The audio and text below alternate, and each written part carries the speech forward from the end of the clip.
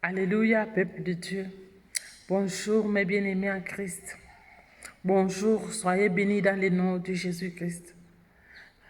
Dans ces jours, j'ai une histoire à vous raconter. Une histoire qui vient de la part du Seigneur. Une histoire merveilleuse, histoire annoncée. Je vais annoncer. Je viens vous annoncer quelque chose qui est très important dans notre vie. Je viens révéler la foi d'une femme, la foi d'un homme, la foi d'un frère. Je viens vous parler afin que vous puissiez rester attachés à Dieu. J'ai dit la parole de Dieu ce matin dans Marc chapitre 5, à partir du 20e verset jusqu'à 34. J'ai écouté une histoire très intéressante, une histoire qui touche le cœur.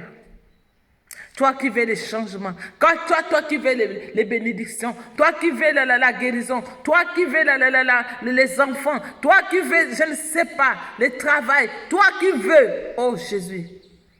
J'ai dit, mon Dieu, il suffit seulement d'avoir la foi. Il suffit de rester fidèle à Jésus. Il suffit d'avoir seulement l'assurance, d'avoir la confiance, comme cet homme, chef de synagogue, qui est parti voir Jésus, pour dire à Jésus avec insistance, ma petite fille est malade. Jésus, viens dans ma maison. Viens poser la main à ma petite fille et ma petite fille sera guérie. Alléluia. Ma petite fille sera guérie.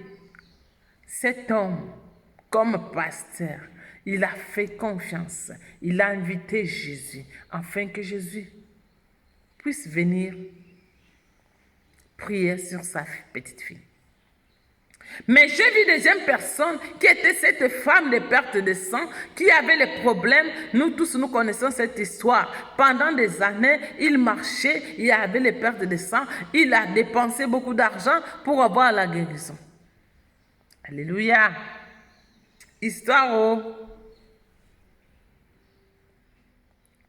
Mais cette femme, elle a dit, si je croise sur le chemin, il a croisé Jésus. Il a dit, si je croise Jésus, si je croise Jésus, et si je touche seulement les pans de la robe de Jésus, je serai guéri. Hey Seigneur.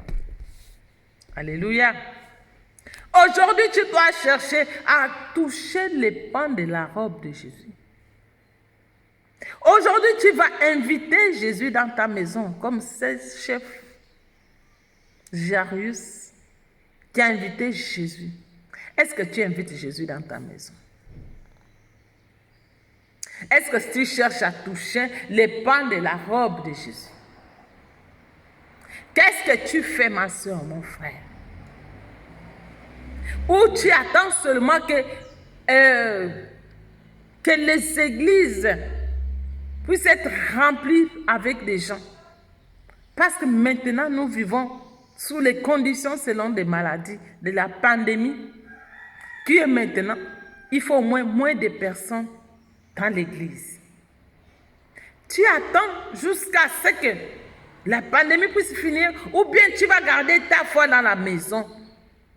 Mais quand tu gardes ta foi dans la maison, c'est bien. Ce n'est pas mauvais, mais reste fidèle à Christ. Descends sur le pan de la robe de Jésus, qui est la parole de Dieu. Reste attaché à la parole. Garde ta foi. Jésus-Christ a besoin seulement de ta foi. Il est le consommateur de notre foi. Reste attaché à Jésus.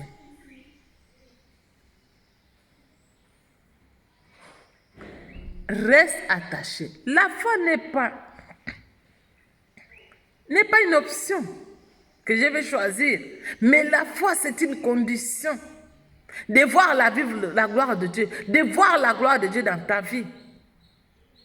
Dieu ne te demande rien d'autre. Il te demande seulement d'avoir la foi. Il ne te demande pas les millions, que je te dirai qu'amène les millions que tu sois béni. Non. Il n'y a pas de donner les millions pour être béni, mais il y a seulement la foi. Quand tu vas regarder dans Hébreux 11, tu peux lire, c'est par la foi qu'Enoch, c'est par la foi qu'Abraham, c'est par la foi que Sarah, que par la foi. Tu ne verras pas que c'est par les millions. C'est par l'argent. Aujourd'hui, on va nous dire, oh, amène les millions, amène ça, tu seras comme ça, tu seras béni. Non, ma soeur, mon frère, c'est ta foi. Jésus est le consommateur de notre foi. Il a besoin de ta foi pour opérer des miracles en toi. Jésus, il est le Dieu de tout le temps, de tout lié. Il n'est pas seulement le Dieu des 4000. Et quand je serai dans mon église, où je serai béni. Non. Tu as eu mal les informations. Je vais te dire ce matin que Jésus est le Dieu de tout lieu. Dans ta maison, Dieu peut opérer les miracles. Au lieu de ton travail, Dieu peut opérer. Dieu peut te toucher partout où tu peux être. C'est sur le chemin que cette femme a croisé Jésus. Ce n'était pas dans l'assemblée. Je ne dis pas de ne pas partir dans l'assemblée. Mais nous allons partir. Mais quand il y a les conditions aujourd'hui qui nous empêchent d'être vraiment ensemble, mais j'aimerais, Seigneur, t'encourager pour garder ta foi en Jésus-Christ, pour garder ta foi, pour descendre dans la parole de Dieu, pour avoir les informations sur Jésus-Christ de Nazareth. Garde ta foi en Jésus. Et tu seras sauvé, toi et ta famille. Garde ta foi.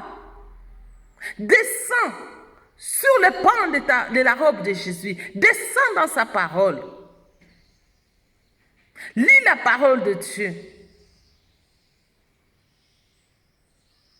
Tu as vu ces deux personnes, les chefs de synagogue, avec cette femme, ils avaient des foi différentes.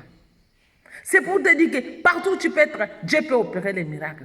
Enlève un peu, oublie un peu, dire que, oh, il faut que je sois, ou bien il faut que je sois devant mon serviteur, ou bien mon pasteur, ou bien mon prophète, ou bien, je ne sais pas, mon bishop. Non. Mets ta foi en Christ. Que c'est la solution de ton problème. Il est celui qui change les situations. Il est celui le maître des temps et des circonstances. Il est celui qui a appelé Abraham. Va-t'en de ton pays. Afin que mon peuple puisse avoir des bénédictions, que nous puissions avoir les enfants par la foi. Écoutez bien. Dieu, c'est notre Père. Il est le Père de nos pasteurs. Il est le Père de nos bishops. Il est le Père de prophétesses. Il est notre Père. Il est le Père d'Abraham. Il est le Père d'Isaac. Isaac n'a pas appelé Dieu grand-père. Non. Il est notre Père. Nous tous. Ne pensez pas que pour avoir des grandes bénédictions, il faut d'abord passer par quelqu'un. Non, Dieu a besoin seulement de ta foi. Alléluia. C'est une seule condition. Tu peux courir partout. Tu peux aller aujourd'hui, je pars en Afrique du Sud. Je pars au Nigeria. Je pars aux États-Unis pour que je sois béni. Non. Mais seulement ta foi. Dieu a besoin de ta foi pour que tu puisses vivre la gloire de notre Dieu. Alléluia.